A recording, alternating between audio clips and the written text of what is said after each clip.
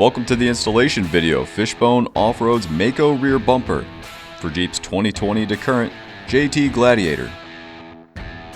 Step 1. Remove your existing rear bumper according to the manufacturer's instructions. We show how to remove your factory bumper in another video linked below.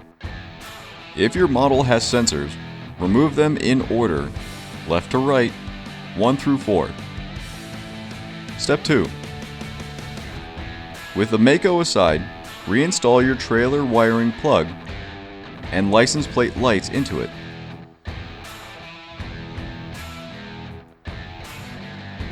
Again, if your model has sensors, pop out our included sensor plugs from the bumper and reinstall your sensors in order as they were in your factory bumper.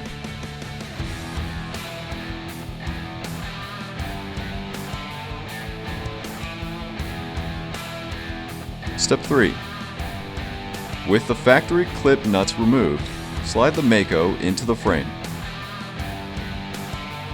Step 4.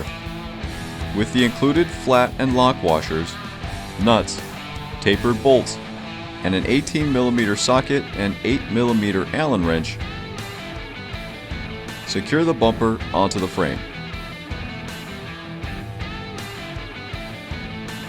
Step 5. Reconnect your trailer wiring plug harness, license plate lights harness, and sensor plug harness. Step 6. With the included bolts and a 4mm Allen, secure your license plate to the bumper. Finally, install your included D-rings. Enjoy your new Fishbone Off-Road JT Mako rear bumper.